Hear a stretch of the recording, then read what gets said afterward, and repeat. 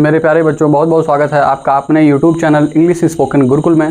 तो मेरे प्यारे बच्चों, जैसा कि मैं आपको रिलेटिव प्रोनाउन पढ़ा रहा था, तो रिलेटिव प्रोनाउन मतलब कि एक तरीके से क्या है, संबंधवाचक सर्वनाम। तो ये चीज़ जैसा कि मैंने आपको हु पढ़ाया, हुज पढ़ाया, ठीक है, विच पढ़ाया, और आज मैं आपको पढ़ाने वाला हूँ that, the use of that. अब देखिए, सबसे बड़ी चीज़ है कि हम इसको समझने का प्रयास करेंगे कि जो रिलेटिव प्रोनाउन में यूज़ ऑफ दैट है, इसको हम लगाएंगे कब। पहली चीज़ तो यही है ना, जैसे कि हम आज किसी इंसान के लिए, जो लिविंग थिंग थी, उसके लिए हम हु का यूज करते थे, और केवल मनुष्य के लिए हम क्या करते थे, जो हु का है बस वही यूज करते थे, ठीक है। अब उसके बाद से विच का जैसे क्या है कि कोई निर्जीव चीज़, नॉन लिविंग, तो हुम का तो केवल सजीव के लिए हुआ, और इसका कब हुआ, इसका नॉन लिविंग थिंग्स के लिए हुआ, किसका, विच का। और फिर आपका यूज़ ऑफ दैट है, और हम ये कब देखेंगे। अब देखिए, जैसा कि मैंने आपको क्लास बताया, तो क्लास जैसे बहुत सारे होते हैं, तो उसमें वर्ब्स अलग अलग आती हैं, ठीक है। तो उसमें सिचुएशंस भी अलग अलग होती हैं। जैसे कि ग्रामेटिकली जब हम समझने का प्रयास करेंगे, तो एक तरीके से देखिए, अगर हम ग्रामर के अकॉर्डिंग चलें, तो हम क्या है, सेंटेंस को मेक करने में हमें थोड़ा प्योरली हम किसी चीज़ को मेक कर पाएंगे सेंटेंस को। लेकिन अगर हम आउट ऑफ ग्रामर जाते हैं जनरल इंग्लिश में, तो उसमें कुछ जो है वो फंडा आपको थोड़ा सा डिफरेंट टाइप का मिलेगा। तो इससे घबराने की बिल्कुल भी बात नहीं है। एक तरीके से आप छोटे छोटे टॉपिक में जब समझेंगे, एक्सरसाइज करेंगे, तो बहुत ही ईजिली आपको समझ में आएगा। तो आइए चलते हैं अपने टॉपिक पे। जैसे कि अब देखिए, यूज ऑफ दैट, तो हम इसका यूज करेंगे कब, जब हमारा देखिए एक तरीके से क्या है, मिश्रित, मिले हुए, जैसे ये क्या है, जब सेंटेंस होंगे। जैसे कि आपका यहाँ पे देखिए एग्जाम्पल से हम समझाएं तो आई होप कि बेटर होगा। जैसे देखिए, आप दैट का यूज किसके लिए कर सकते हैं, पीपुल के लिए, ठीक, और पीपुल के लिए भी कर सकते हैं, किसके लिए कर सकते हैं, और एनिमल के लिए भी कर सकते हैं, और थिंग्स, किसी वस्तु के लिए भी इसका यूज करते हैं। लेकिन अब सिचुएशंस क्या होनी चाहिए, सिचुएशंस बस यही है कि पीपुल, एनिमल और थिंग, और अपने प्रेजेंस ऑफ माइंड के अकॉर्डिंग ही हम इसका यूज करेंगे। क्योंकि जब हम बेहतर एक्सरसाइज करते हैं तो हमें चीज़ें अच्छे तरीके से क्लियर हो जाती हैं, ठीक है। तो आइए हम एग्जाम्पल के थ्रू समझने का प्रयास करेंगे। जैसे it is a poor mouse. अब आइए, हु लगाइए, तो हु तो केवल इंसानों के लिए लगता है ना, जिसके लिए, ठीक। It is a poor mouse, who लगा लीजिए, सेंटेंस कंफर्टेबल नहीं बैठेगा। और विच लगा लीजिए, कंफर्टेबली नहीं बैठेगा। और आप हुज लगा लीजिए, हुज, ठीक है।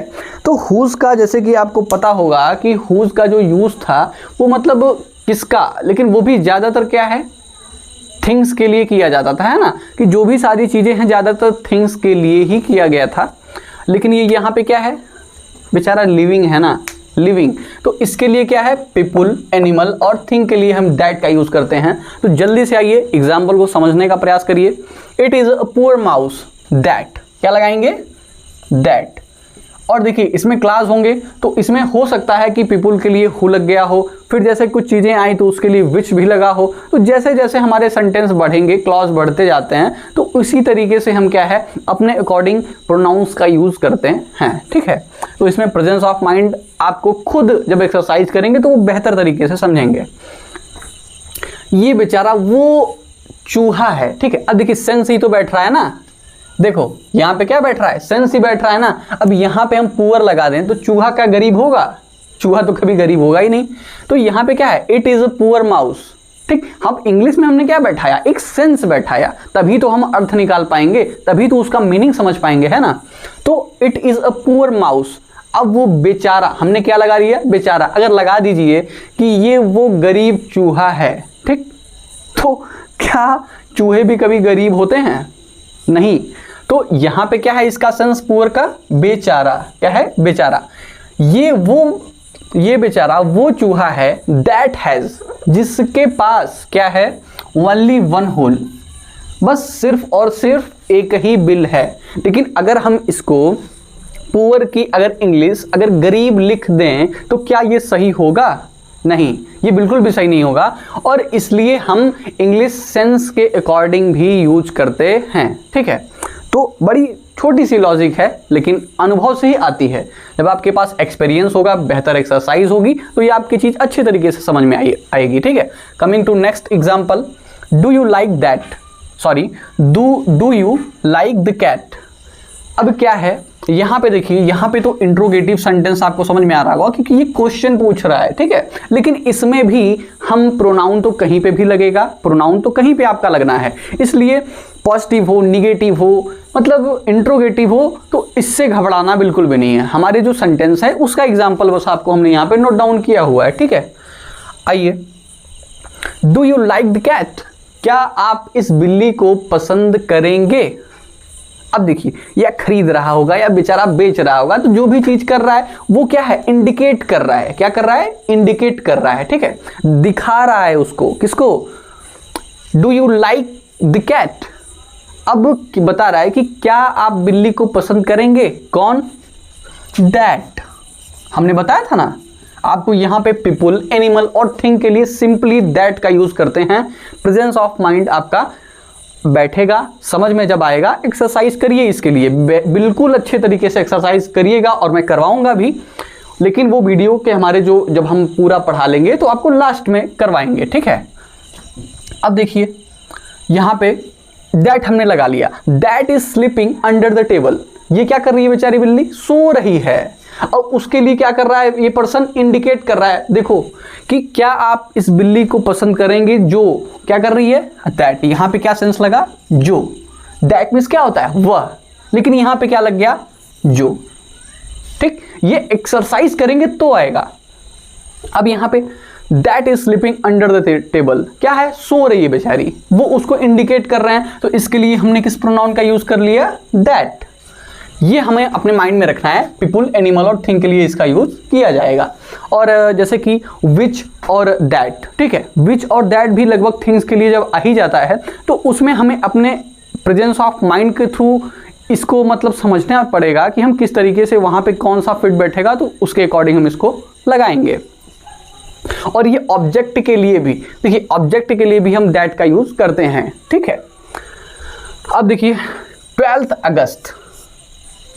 अगस्त इज द डेट, ये वो डेट है, ये वो तारीख है, क्या,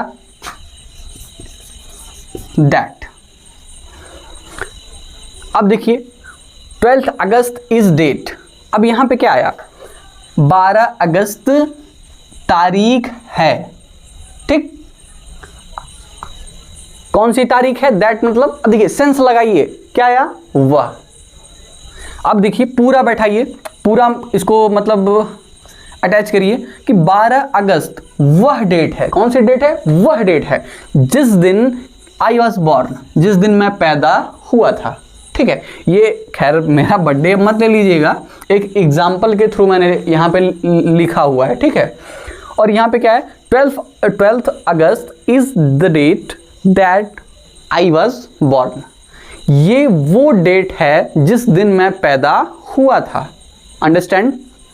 आइए नेक्स्ट एग्जांपल पे आते हैं, एक्सरसाइज करेंगे, बहुत ही बेहतर तरीके से आएगा। तो BHU was place, BHU was place, वैसे तो यूनिवर्सिटी है, लेकिन हम इसको अगर प्लेस कैंपस भी अगर थ्रू लेंगे तो इसको आइए हम प्लेस बनाते हैं। ठीक, BHU वाज द प्लेस, ये वो जगह थी। देखिए यहाँ पे वर्ब के अकॉर्डिंग देखिएगा कि कौन प्रेजेंट है, कौन पास्ट में है, कौन फ्यूचर में है, तो सेंटेंस में वर्ब के अकॉर्डिंग आपको समझ में आ जाएगा कि क्या मतलब हेल्पिंग वर्ब जो भी लगे हुए हैं उसके अकॉर्डिंग आपको। ठीक है, तो यहाँ पे आप देखिए BHU was the place that, मैंने लगा लिया that I graduate from the university, I graduate from the university, ये वो जगह थी जहां से मैं स्नातक हुआ था।